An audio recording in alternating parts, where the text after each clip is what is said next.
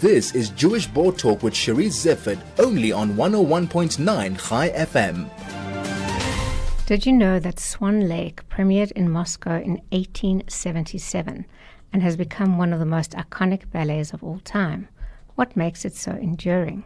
Well, to find that out, I am delighted to have principal dancers Tammy, Higgins and Revil as my guest now. Both are performing in Swan Lake at the Joburg Theatre, and that'll be from the 4th of July to the 13th of July.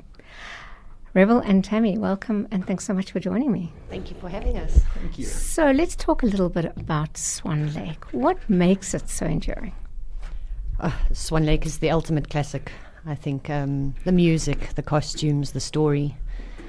It's timeless, It's been performed for centuries, and yet every time you hear the music, you feel like it's the same first premiere from many years ago.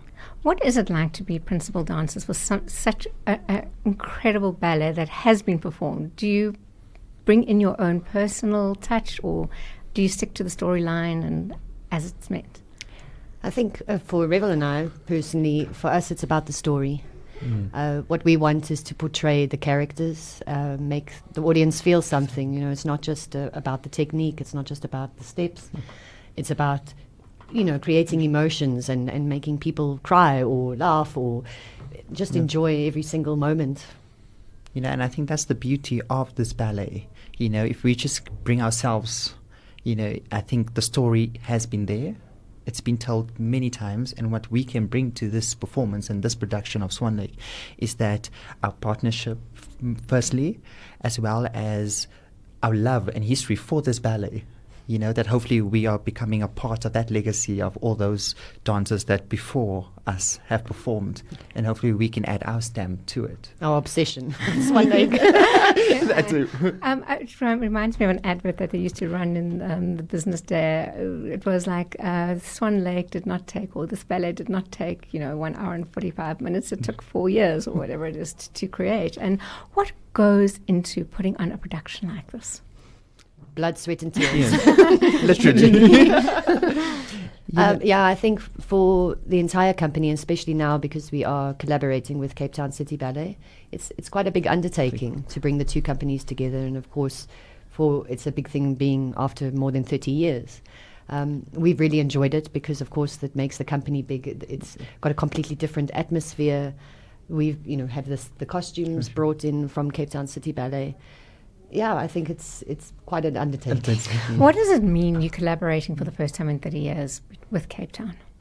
Well, I think for Tammy and myself, it's very special because we've both worked with the Cape Town City Ballet and now with the Johannesburg Ballet. And for us, it's very special to have both companies come together, and also to be a part of something like this that hasn't happened in over 30 years, and for us, like I said earlier, to put our stamp on it as well, I think it's very special. And like we said, it's a big undertaking for both companies to basically logistically, creativity, financially, and to learn from one another. Yes. What can we give that company? What can they give us? Because we obviously train in separate places, so it's nice to see how we can build on each other, and it's a beautiful experience. I mean, I see that in Johannesburg, the Johannesburg Philharmonic Orchestra is accompanying you. And Absolutely. We're so excited. I know, which is so great to have that kind of collaboration as well. And what has that been like? Having everything come together. The orchestra, the sets, the music, the dance, the lights. I have to be honest. For me, I'm having a bit of a pinch me moment in my life. Waiting 34 years to actually perform Odette O'Deal. So. Yeah, it makes me a little bit emotional. So Revil and I have really just taking this moment as one of the highlights in your entire career as a dancer. It's extremely special. And for any dancer to dance to live music, I think it just brings an extra element to your performance. I know for a fact Tammy and I keep talking about when you hear the overture in the beginning. I think it's one of the highlights that we're looking forward to when the orchestra is there, and we hear that piece of music. I think it just solidifies why we do what we do. And it's moments like this that it makes us very grateful for all the hard work, all the hard years of training, that we're able to do it. I mean, Tammy, you said 34 years in the making, and you also said, what you've been doing. For both of you, was there anything else that you could have done? Or is this something that's been your passion your entire life? Well, for me, no, there was no choice. My mother was quite heavily involved with the ballet as well, and my grandmother loved it. She said that I was dancing in her belly before I even came out. So there was no other option. I mean, I do have a big passion for the bush, so I would be a game ranger if I could. But no, but ballet is not just a job; it's a way of life. It's a way of life. It's a complete and utter dedication. How many hours a day do you practice? So we have about an 8-hour day from Monday to Friday, and then sometimes on Saturdays. So yeah, you sacrifice. You can't just do it part-time. No, You have to give your yeah. all to this profession, and you have to love it. You have to love it. And for you, Rob? So for me, my journey has been a little bit different, but I think, to be honest, ballet chose me. I know it's very cliche to say it, but I remember as a teenager when I saw my first ballet, that was it. I didn't understand ballet, but when I saw it, the dancers expressing their bodies without any words, for me, I was hooked. And I said ballet has shown me the world, which I'm truly grateful for, and I never looked back.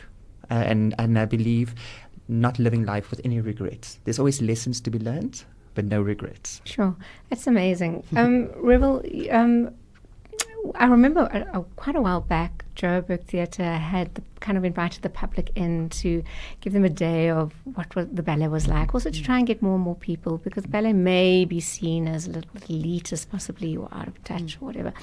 And I remember the comment being made that ballet dancers, people talk about rugby scrums and have the idea of rugby being strong, but actually no. The muscles required for ballet and kind of the strength that's required is so much greater, and we don't have that appreciation for ballet dancers.